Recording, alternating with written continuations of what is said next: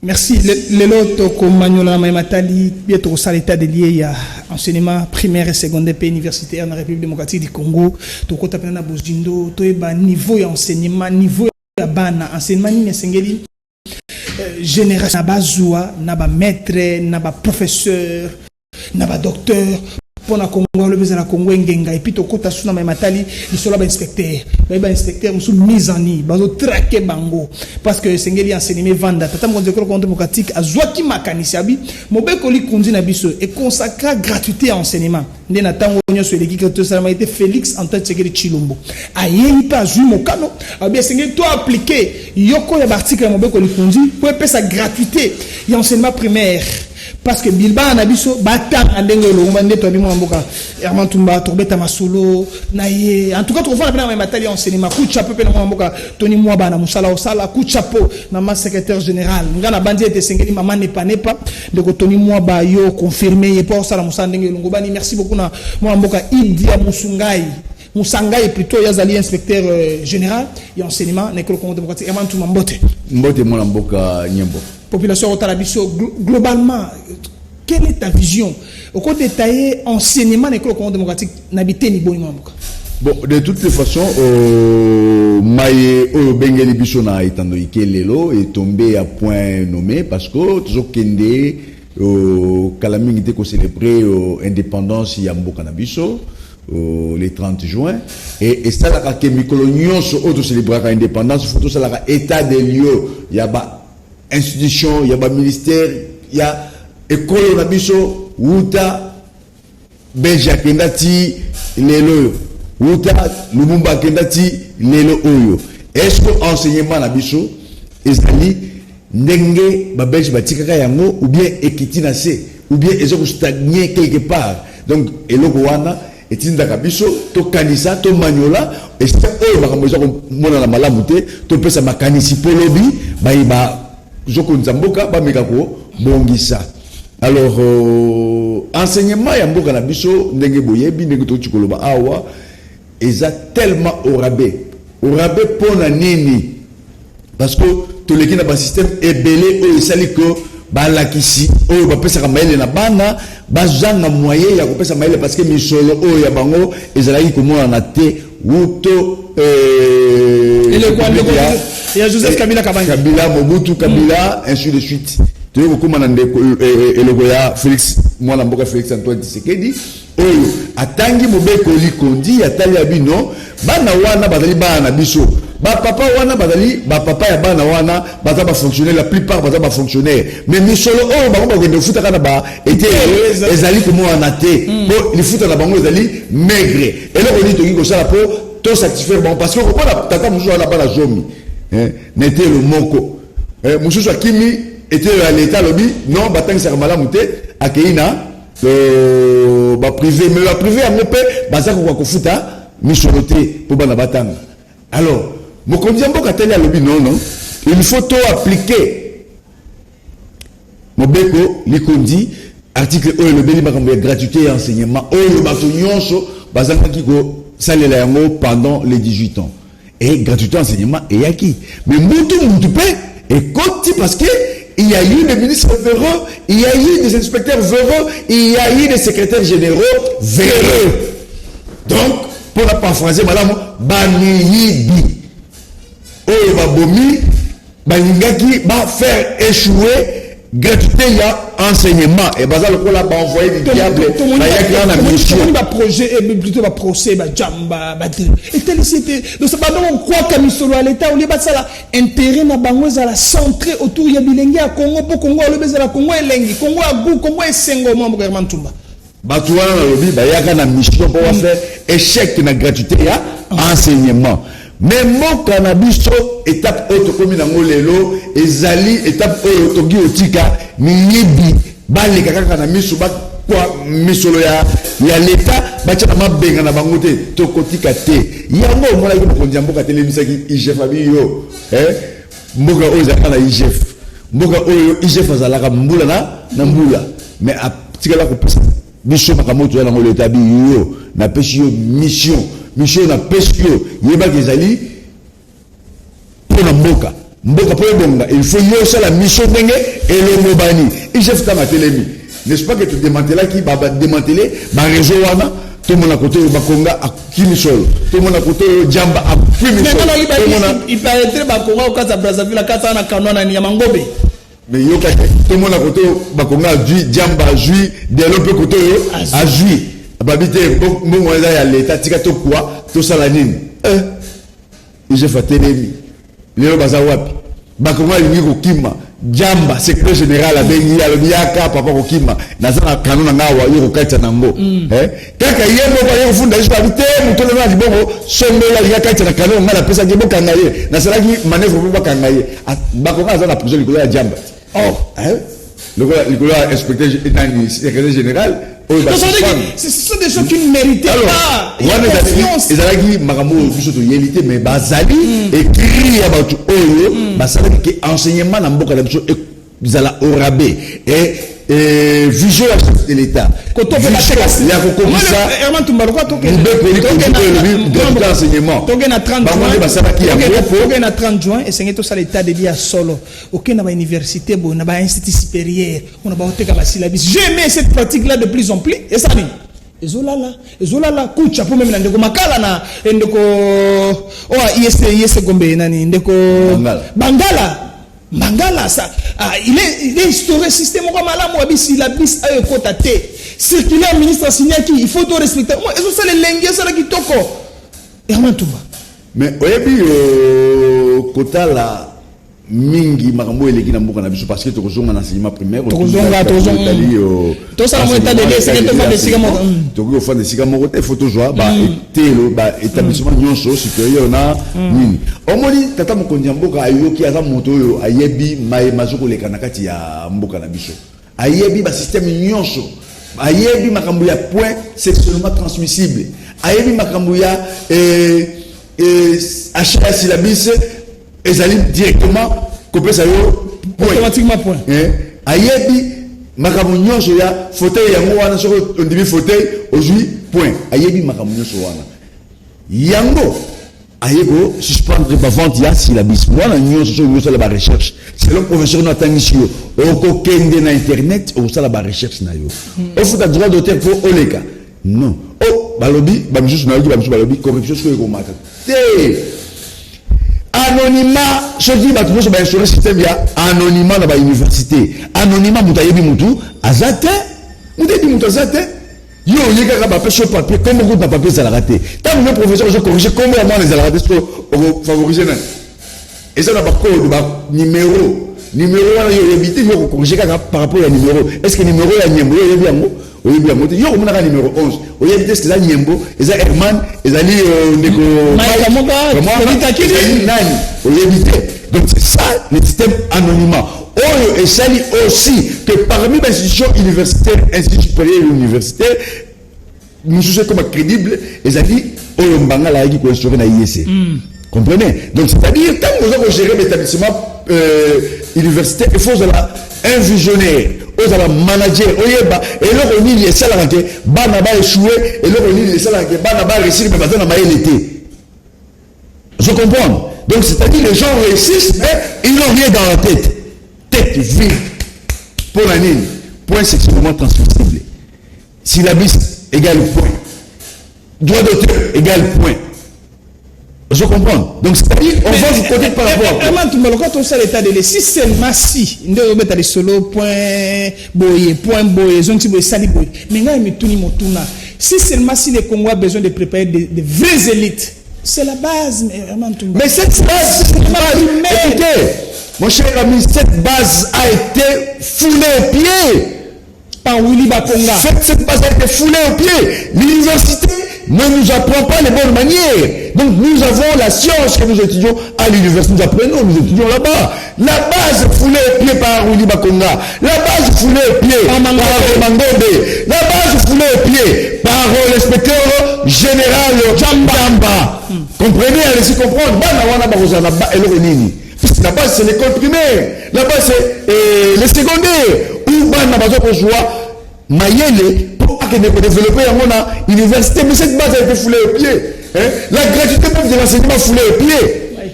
Oyebi, Neneni makamwana et ça tende. Et ça malamu suscité. Mais heureusement pour nous et pour nos enfants, éveille, il y a conscience, il y a batouillé et télémi. Banamboka oyo bagui kozala kokamba ba été éloté parce que bazali na makambo oyo etali corruption na kati ya makila na bango, bazali na makambo etali meyibi na kati ya makila na bango, bazali na makambo ya ba école fictive ebelé. Yango monaki ba chaki bango de côté. Mais aujourd'hui avec Tony Mwaba, nous avons une nouvelle classe, une nouvelle leadership qui s'est créé dans l'enseignement primaire et secondaire et technique. Oui, Batouyasika, on est conscient. On va au salle. Avec Tony Mwaba. Et hier, j'avais critiqué Tony Mwaba. C'était en défaut. Mais aujourd'hui, j'ai vu ce qu'il est en train de faire. Mais écoute d'abord, on a Jean-Baptiste Pandi, madame n'est pas arrivée comme secrétaire général au sein intérim. J'ai vu cette impulsion que la dame donne dans l'enseignement primaire et secondaire, dans le niveau d'administration. À autant de désidérata, pas de problème, pas de souci. Mais c'est ça. Il y a un autre qui a besoin, il y a des conscient, et peut-être que la charge. Madame n'est pas, moi je vais demander à Tony Mwaba de la confirmer comme secrétaire général. Alors, il secrétaire général. Voilà pourquoi, sans Sia, Makambo tout ça la Panamboka. Azalelo, Azawate, Aza partout. Aza Kenota, Kuna Balobi, enseignant, par exemple, la Katanga, Grand Katanga, enseignant, Balobi, Baboy Kotang, ça parce que Makambo a mis sur la barre, posé problème. Elle est allée, elle est descendue là-bas, Atala, résoudre le problème. Oui. Pourquoi? Parce que le secteur a des sérieux problèmes. Celle des ministres ne peut pas. Il faut pas aller à la secrétaire générale pour accompagner la lourde mission. Nous avons accompagné. En plus, son expertise, donc. Oui. C'est même de Tony Mwaba confirmer, madame n'est pas comme ça. Aza l'expertise. D'ailleurs, pour paraphraser Maramoti Goloba, Aza la Kinshasa, Aza n'a pas intérieur pour Atala. Qu'est-ce qui ne va pas là-bas? Et là, on est retrouvé comme solution. Dans Marambo Italie, enseignant, administration et enseignement, ni eux allaient pour marcher pour avoir une solution. Donc, sous kaka wana te photo le belapé, marambo itali inspecteur. Inspecteur maintenant il doit être solo parce que ndeko Jambapé na procès na bango, mambo ya ba diplôme ya kala. Est-ce que ndeko Odia Musangai a une impulsion mususu que moi bana basa l'examen ta lelo, même sur 2 jours, 3 jours, 4 jours, une semaine ba résultat bimi, ba diplôme na bango. Mais évidemment parce que oyebi imprimerie aussi la diplôme dans mboka na biso. L'État a démontré déjà mis solo pour l'impression de diplôme. Donc c'est-à-dire ici que dans semaine, 2 semaines, 3 semaines, ceux qui vont résulter parce que ça a diplôme, ils ont belé. Donc tant que inspecteur général a signé le diplôme. Donc tu as diplôme dans mboka na biso sera disponible dans 1 ou 2 mois. Parce que pendant la bakende koluka misala, pendant la bakende koluka beteya kelasi ya likolo bakende kotanga, mais ceux qui m'appellent moi les alités, moi bazwa misala ou bazwa pe babilo wana ezalité. Vous comprenez? Donc c'est-à-dire tu reçois de sorte que nayebi ke bakosala de sorte que dans 1-2 mois bilo wana sera disponible. En tout cas, le final, na beta politique, te nata no niveau d'enseignement, c'est que tu relevant. Congo le la Congo elengi. Autant la mona boy ba série wana, époque coloniale, mona atanga na Albert Premier. Est-ce que enseignement primaire na biso secondaire ko zongate? Tala so otende ni musalama moga Jean-Clément Mbombo. Elemba, Jean-Clément Mbombo Elemba. IPP à Lukunga. Inspecteur na tindi kuna. Bango ba kei bon, c'est un solo. Malamo automatiquement sont suspendus. On a besoin de travailleurs, on a besoin de gens qui peuvent aider le ministre qui enseignement à Bisso et redorer l'image ya sika. Le gars moi Jean-Clément Mbombo Elemba. Mais oui, le rôle les gens les gars n'amboka na Bisso. Politique il y a autre toi que je me mette et aussi la mkoloni. Balini comment la montagne ça la malamuté. Et puis par bino ba inspecteur wana oyo ya minibi. Comment on a bureau na bino na mallette na bino otambola kanango ambulant bureau ambulant bozo kende boko tiawa bo sali ba agrément ya école bino moko bo kende bino moko nyoso bino moko boza ko sala mais mutu oyo aza ko sunga ministre ou aza ko sunga école na ko démanteler réseau ya ba inspecteur véreux oyo il faut pas bimana poisa ezali ka mona mboko tangi Jean Clément Mbombo inspecteur IPP ya Lukunga. Parce que ce qui va IPP sur la 4 zones éducationnelles, province éducationnelle autres zanango. Ce qui va l'un exemple il y a Jean-Clément Bongo. Donc on assure qu'il n'y aura pas des inspecteurs véreux dans le secteur Nabango. Oyebi pour n'aroyebi ça peut faire information aux populations n'abisso ba yebite. Banda bandi ko traquer bango ezana moko déjà zali suspendu et 4 préfets ba suspendre bango parce que bango parce que c'est le kumu ya mboka na misolo oyo etali te na fep etali examen d'état oyebi l'état assis à débourser bambongo mususu mais on t'a dit que sauf que dans l'école privée moi na moko futa 17 000 francs l'école privée donc ça dit l'école privée ne futaka misolo wana ba document ezali awa tokotala ezali ba oyo gouverneur ya ville a fixé un prix a fixé qui yango pour la République de pour la Jean-Clément Bombo parce qu'ils sont distraits.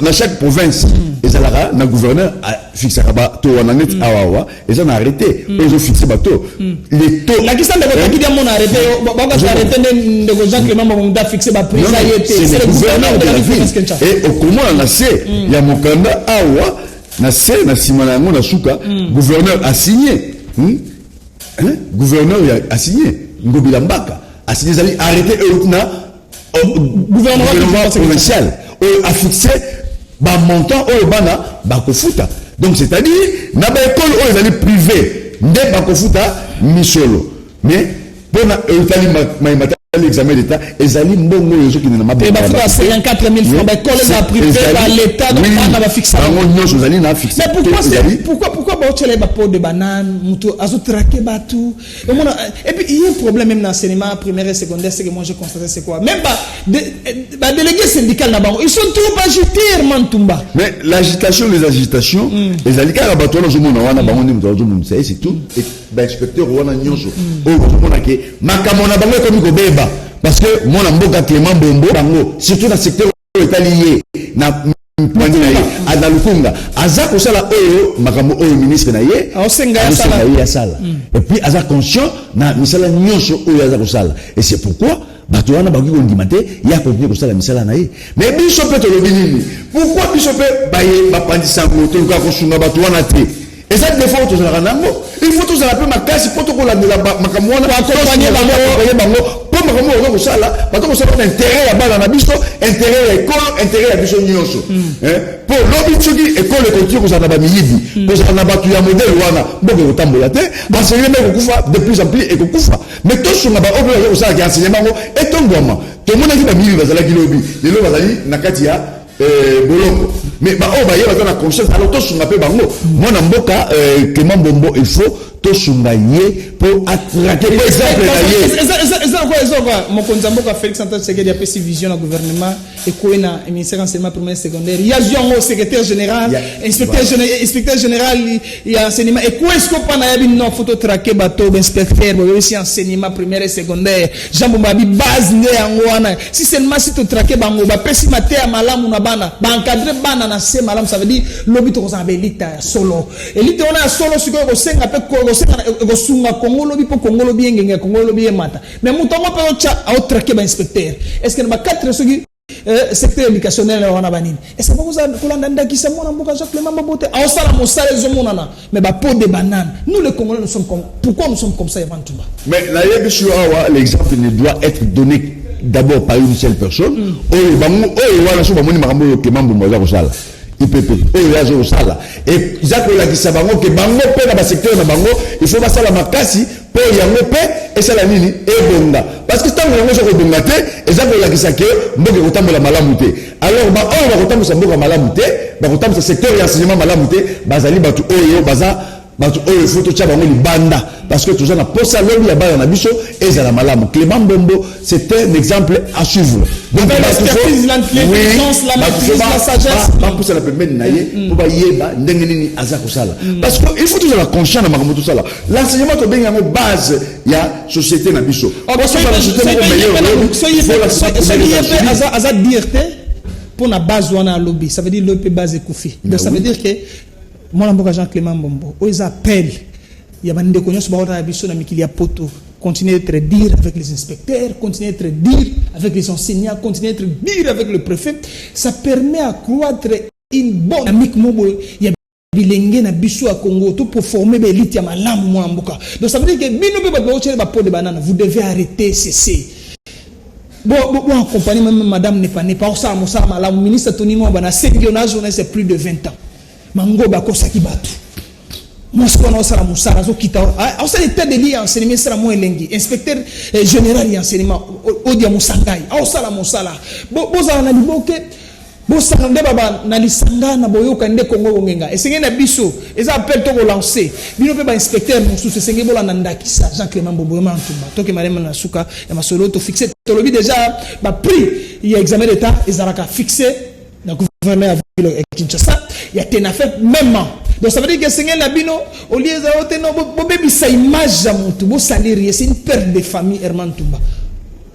Oui, c'est ça, culture ya mboka na biso. Na lobaki de banderia na lobi, politique ya haute toi que je m'y mette.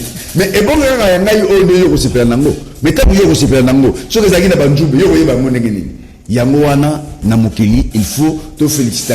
Tango moto za vivant. Azo ça la ko esengeli, o elongo bani, il faut te pesa ye longonya pour akende liboso. Soki ya kufi, to ya na ba fleur na biso te ba jette de fleurs pour toi ko chaye. Mais tango za vivant, il faut te féliciter ye, te pesa ye encouragement na biso pour ça la musala ndenge peuple ndenge président de la République premier ministre baza ko senga na ministre o ya titel esika ya zali. Alors pour la globalité na makambo itali enseignement, il faut to yeba ke to na défi monene le ministre Tony Mwaba aux un défi à relever. Secrétaire général madame n'est pas Ozali na défi à relever parce que c'est pas confirmé comme secrétaire général il y a EPST pour Makambo et les une discussion babi déployée. On sent une grande collaboration avec les inspecteurs, évidemment, les sous-divisions, donc un climat de paix, un climat de travail. C'est un climat de paix qui doit régner. Le climat de paix doit régner parce que ce qui moutou aïe, azana makalisi azana vision aïe matérialiser vision et tu pas ministre naïe aïe matérialiser vision et tu pas ya mokonzi mboka. Mais il faut climat de paix et régner. Est-ce que bien vous ça la moussala c'est climat de paisalité? Et aussi maté yango madame Odia inspecteur en remplacement ya Odia Musangai ya tatawana Jamba donc oye quoi qui misola l'état mingi koto basala na ba mus koto ba sepeli makasi ndenge okomi wana. Mais il faut travailler na étroite collaboration pour na yebisa yo ezali na batu ya likunya mitema mabe o bada ko saka lelo ke yo échoué. Mais to kanisi chose na collaboration na nyonso ya ba chef de poule nyonso ba inspecteur beaucoup travailler malamu en communauté et puis récite nabino récite za ramutu moko tezali récite ya ensemble et beaucoup victorieux pendant mandat au gouvernement. Donc c'est-à-dire vous allez obligé, vous allez censé il y a que travailler na boyo kan d'ailleurs aux gens imprégné déjà na msala de ça la gens yo kana zo yebana ba to zo sepela na yango il faut continuer là wana. Donc to sengi bino pour l'inspecteur bazo kuya buka et maintenant inspecteur véreux oyo vous otambola na ba malette na ki moyibina maboko vous otambolaka na ba arrêter na bino ya lokuta po boyiba misolo ya ba para misolo ya bitelo misolo ya ba préfet bon tika parce que ce que vous allez na province éducationnelle o ya Lukunga yebake okukutana na Jean-Clément Mbombo na nzela yo okusuka parce que les autres on a pour ça enseignement na biso etombwama tolongo esika oyo ekitaki etombwama bato bako tombola yango ezali kaka bato wana to tangi bango bakombo donc bakana masona biso ya trobana lelo bande ko bota la biso émission trobana émission boanya émission maele na ebike maika mwaka aolanda biso na ebike Fredita ki aolanda biso to banza ki émission insilime silité to ngalingi to fanta suma kanisi quelle leçon à tirer na nyonso eleki na matali enseignement, quelle leçon tirer na nyonso eleki na matali bitelo alikolo, quelle leçon tirer na maman tali bitelo ya université Herman Ntumba avant kota au conclure ma solo. Mais oui, mais il y a moto comme on a la conclusion là parce que ça ba leçon tout tangana moi mbano article to zaki koloba awa arrêtez les frais de participation au test national de d'études primaires TENAFEP en cycle pour les écoles privées agréées sont fixés à 17 000 francs congolais. Yami Balé. Les ministres provinciaux, sont abrogés toutes dispositions antérieures contraires au présent. Arrêter les ministres provinciaux près les gouverneurs en charge des relations avec le Parlement, éducation, ressources hydrauliques, mines et ainsi de suite, est chargé de l'exécution du présent arrêté qui sort ses effets à la date de sa signature. Moi, la Mboka Chantini, voilà pour la Bitelo, il y a assez. Pour na Bitelo, il y a examen d'État. Arrêtez la loi et lobby boye. Article 1. Les taux annuels de frais pour la session de l'examen d'État 2021 dans la ville de Kinshasa sont fixés de la manière suivante. 1. Première formule, formule d'inscription ou enrôlement à l'examen d'État 24 000 francs congolais. Session préliminaire 27 500 francs congolais. Hors session 54 000 francs et 54 000 francs congolais. Session ordinaire 31 000 francs congolais. Et mbongo wana ezali mbongo te au inspecteur ndenge balobaki inspecteur chef il peut pas avoir senga te ezali mbongo oyo gouverneur ya ville a fixé pour na bana baleka na kosala ba épreuve ya examen d'état mbongo wana yango yo moni awa na arrêté wana Gentili Ngobila mbaka ata to yokani lelo pour na arrêté mais lobi to kobebala parce que abomisa no Kinshasa te ye moto signé makambo oyo. Ok.